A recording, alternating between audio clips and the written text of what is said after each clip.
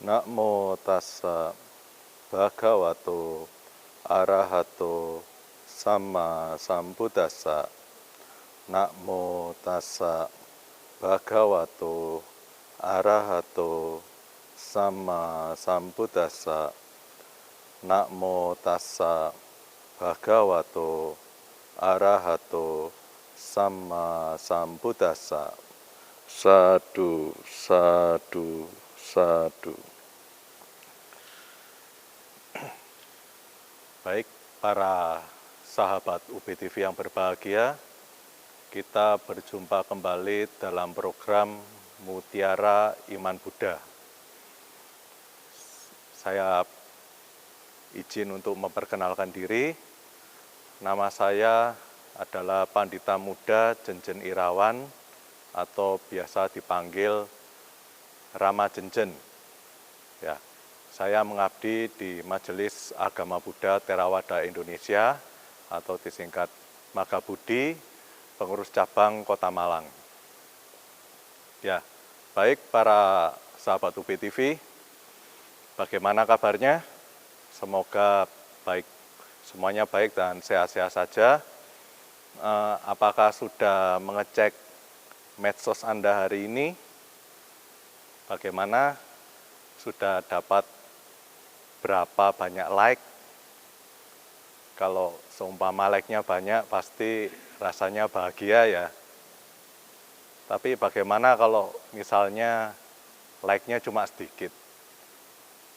Kita kan biasa foto-foto kegiatan, ya.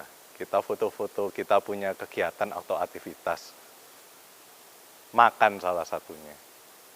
Ya, kita foto apa yang kita makan. Kemudian kita foto, kita upload ke Instagram, Facebook, dan lain sebagainya. Ya entah mengapa, tapi itu tren yang terjadi mungkin selama dekade belakangan ini. Ya, kita makan, fotonya dibuat secantik mungkin dengan efek-efek yang bermacam-macam ya, supaya kelihatan lebih dramatis gitu. Kemudian kita berharap banyak yang menekan tombol like di medsos kita. Ya, mungkin teman itu jempol-jempol dari teman-teman kita atau kenalan kita atau follower kita.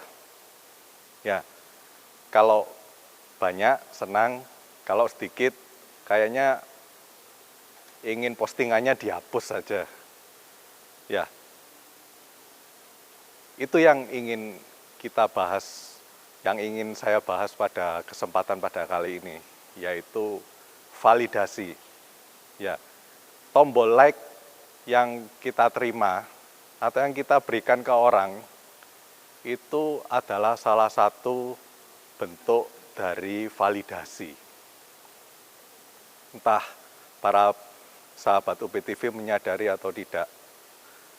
Memang sejak kecil kita mulai dari anak-anak atau kita lihat anak kecil pada umumnya, mereka membutuhkan yang namanya validasi atau pengakuan.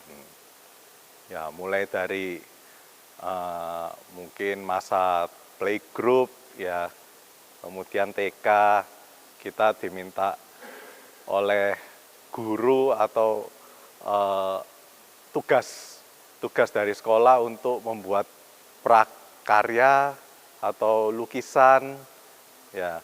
Kemudian kita menunjukkan hasil karya kita ke mama kita. Ya, mungkin ke papa kita juga. Apa harapannya? Harapannya supaya mama atau papa kita memberikan pujian. Ya, ini sangat dimaklumi sebagai anak-anak, karena anak-anak memang membutuhkan perhatian yang lebih, dan itu adalah salah satu bentuk dari cinta kasih yang ingin diperoleh oleh anak kecil tersebut.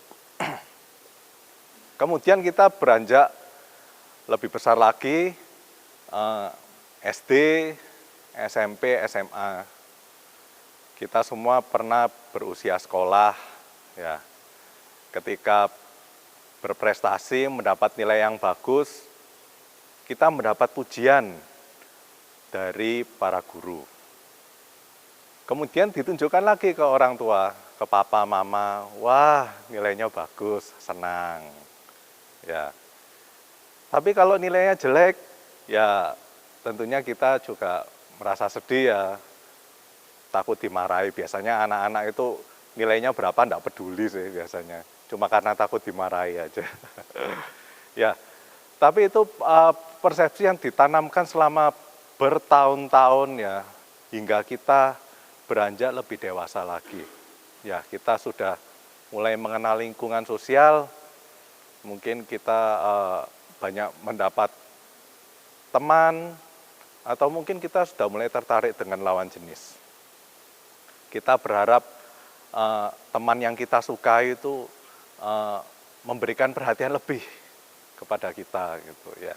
Salah satunya kita berharap postingan-postingan kita itu mendapatkan like, terutama dari ya apa istilahnya yang kita incar lah ya. Ya, itu juga salah satu bentuk validasi juga. Bentuknya sedikit berbeda ya. Dari beranjak dewasa kita tidak terlalu peduli dengan penilaian dari orang tua, tapi kita lebih peduli terhadap penilaian dari teman sebaya. Beranjak dewasa lagi masih ada, ya masih ada. Ketika Anda sudah mempunyai penghasilan, Anda merasa ya saya ingin berbakti, misalnya ke tempat ibadah, ingin namanya ditulis, ya ditulis, dicantumkan di misalnya ya di tempat yang mencolok. Hingga kita pada usia tua ada rasa ingin dibutuhkan, entah disadari atau tidak, itu adalah salah satu bentuk validasi. Nah, bagaimana tanggapan Dhamma terhadap validasi ini? Kita saksikan setelah yang satu ini.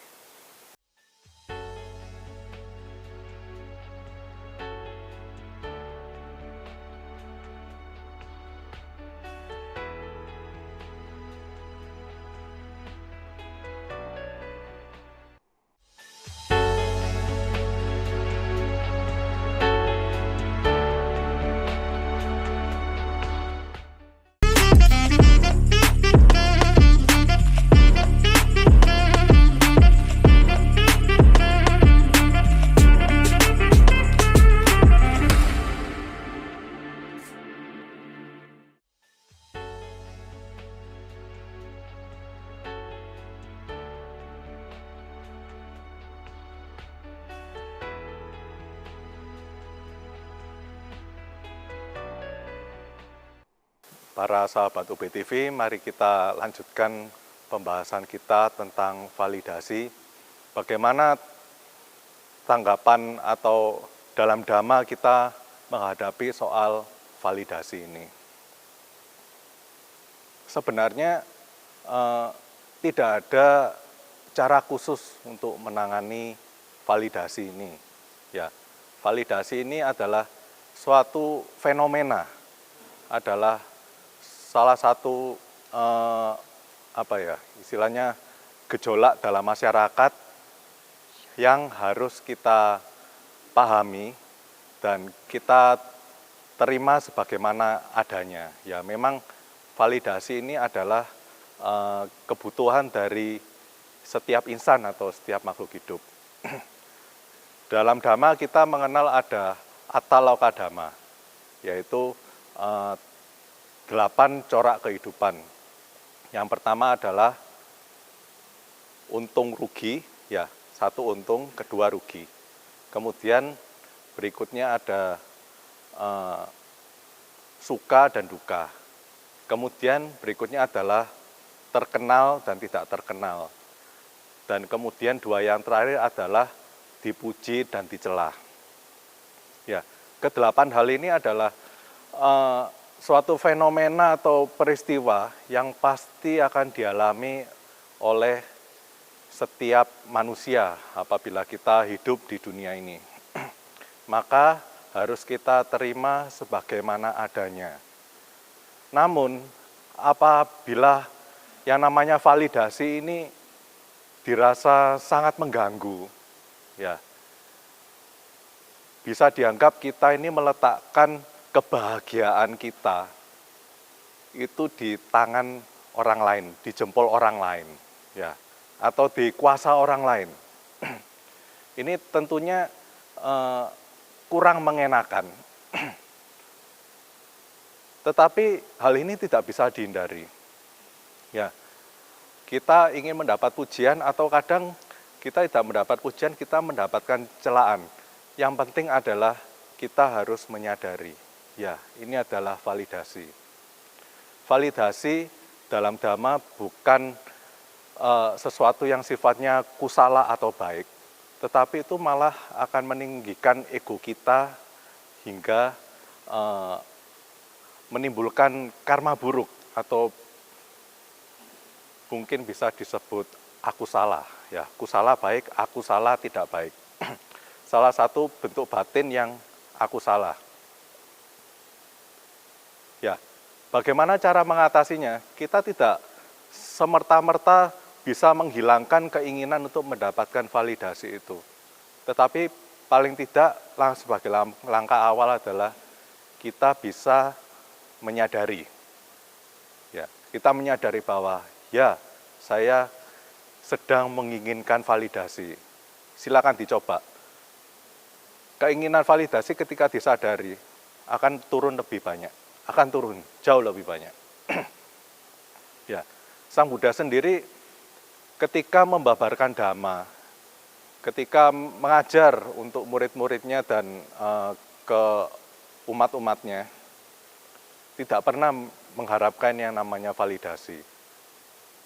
Ya, Sang Buddha mendapatkan pujian, tetapi respon dari Sang Buddha adalah ya memang demikian adanya. Jadi ketika Dhamma diikuti, Anda akan memperoleh kebahagiaan. Sang Buddha bersikap dengan UPK, yaitu ketenangseimbangan, ketika menghadapi pujian ataupun sedang menghadapi celaan.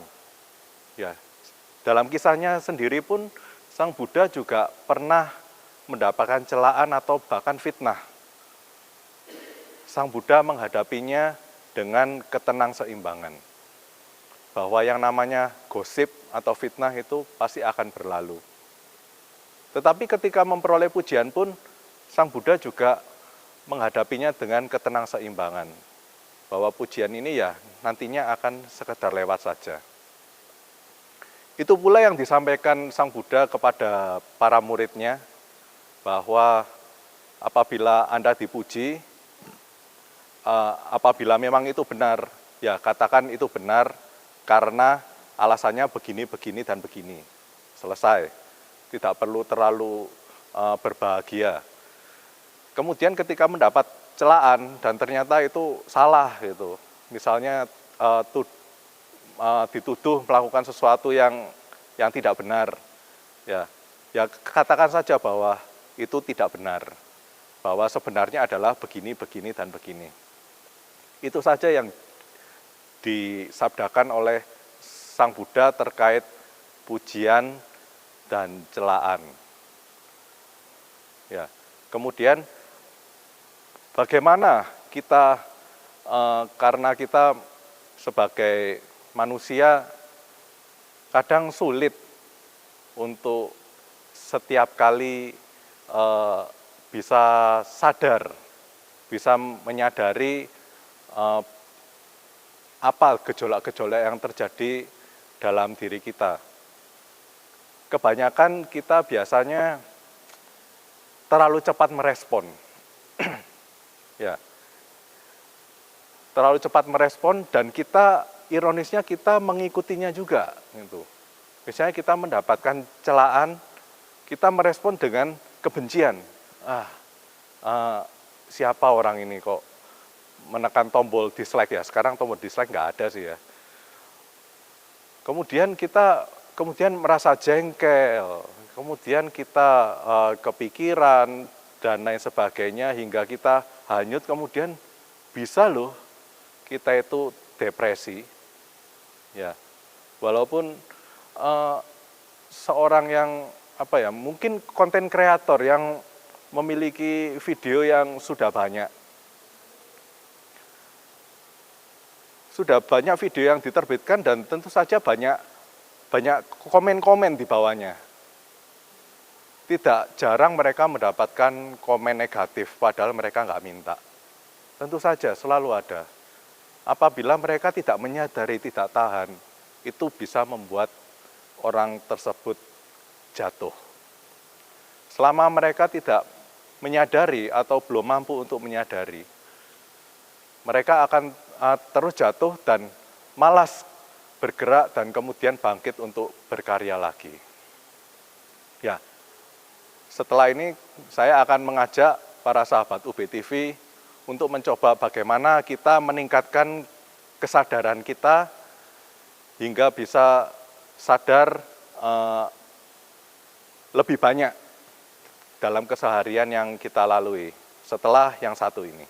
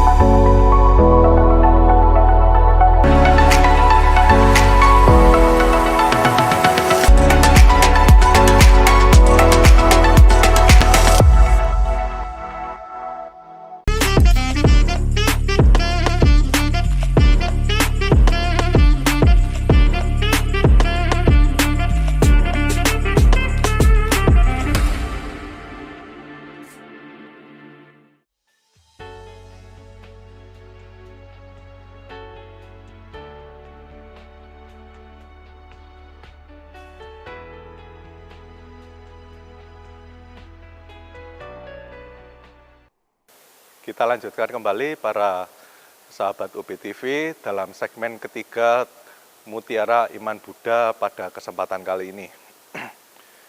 Di sini saya mengajak para sahabat UBTV untuk mencoba meningkatkan kesadaran pada diri kita. Ya, salah satunya caranya adalah dengan bermeditasi. Ya. Jadi selama mungkin sekitar 5 menit ke depan, saya mengajak para sahabat UBTV untuk bermeditasi, kita hening sejenak, kita fokus terhadap apa yang kita saksikan. Apabila kita masih mengerjakan yang lain, mungkin bisa dihentikan terlebih dahulu, kita coba duduk dengan tenang. Ya, silakan ambil posisi duduk yang tegap, ya. Jangan membungkuk seperti ini, yang tegak. Bahu agak ditarik ke belakang, punggung dirasa lurus, namun santai saja, tidak perlu terasa tegang. Apabila terasa tegang, silakan direlekskan. Kemudian kepala tegak, pandangan lurus ke depan. Kemudian kita pejamkan mata. Kita tarik nafas yang dalam, hembuskan. Sekali lagi, tarik nafas yang dalam, hembuskan. Sekarang kita coba untuk mengamati daerah kepala kita mulai dari ubun-ubun kepala. Kemudian turun ke bagian dahi, alis, mata, dan seterusnya hingga bagian leher. Kita amati perlahan-lahan apabila ada yang dirasa tegang atau ketegangan, kita rilekskan. Silakan.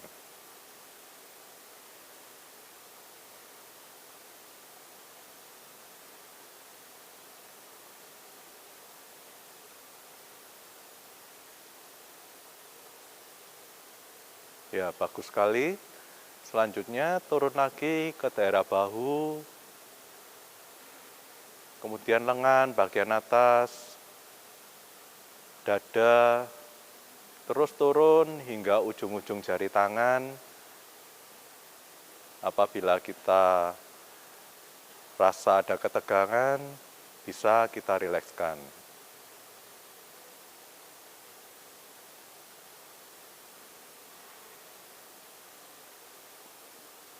Posisi badan dijaga tetap tegak, jangan membungkuk. Kemudian kita amati daerah dada, kemudian turun ke daerah perut, hingga bagian bawah pusar. Kita rasakan apabila ada ketegangan, kita rilekskan.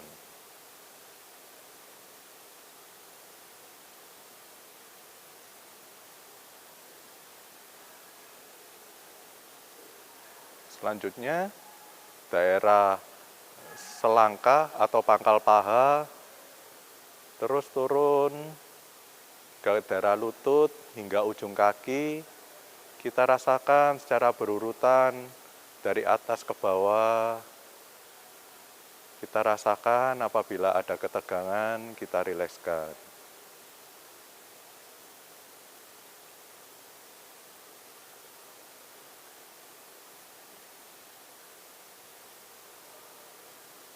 Kemudian kita rasakan bagian kaki, kemudian bagian pantat yang menempel pada tempat kita duduk, dari ujung kaki naik melalui belakang hingga punggung bagian bawah. Kita rasakan apabila ada ketegangan, kita rilekskan. Kemudian terus naik dari punggung bawah melalui ruas-ruas tulang punggung, perlahan-lahan naik satu demi satu. Ya, kita rasakan atau mungkin sulit merasakan, silakan dibayangkan saja. Ya, apabila ada dirasa tegang, kita rilekskan. Rileks saja dari bawah, kemudian lurus naik ke atas, hingga punggung bagian atas, hingga ke leher bagian belakang atau tengkuk.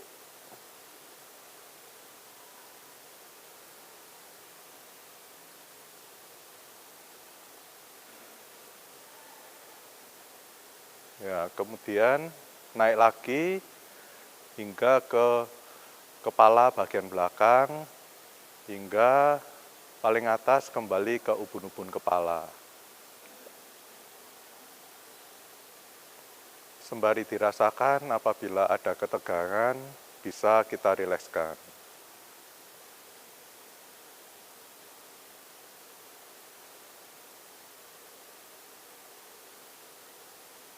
Kemudian kita amati seluruh tubuh, ya, secara keseluruhan. Kita betulkan lagi postur tubuh kita, usahakan tetap tegak. Kemudian kita rasakan ketenangan. Ya, mungkin kita mulai mendengar suara-suara di sekeliling kita yang semula tidak kita dengar. Kita amati saja tanpa perlu menilai atau berkomentar. Kita dengarkan saja.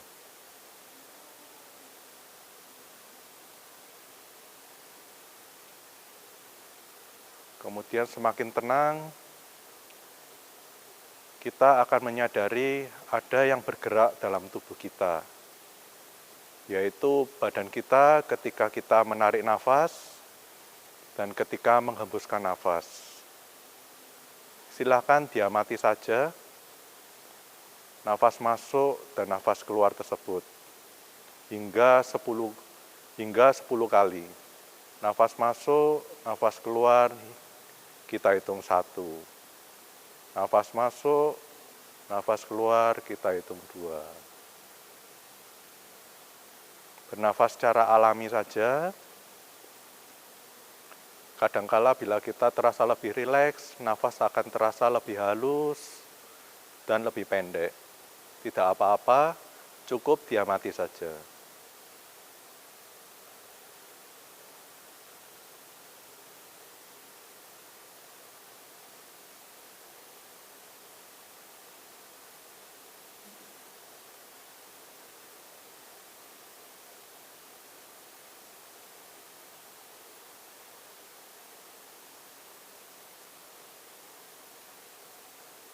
Apabila sudah 10 kali hitungan, tidak perlu menghitung lagi, cukup mengamati nafas yang masuk dan nafas yang keluar. Tidak perlu berkomentar, tidak perlu menilai, hanya mengetahui saja.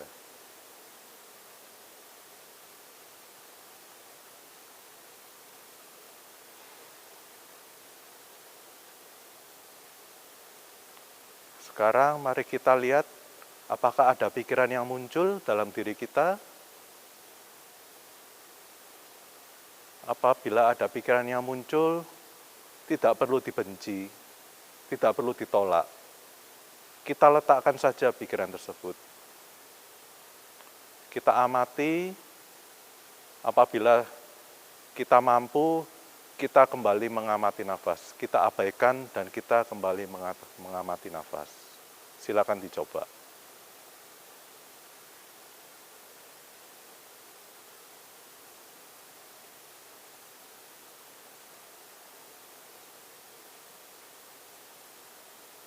Baik, bagus sekali. Sekarang mari kita buka mata kita perlahan-lahan. Ya. Ya, silakan.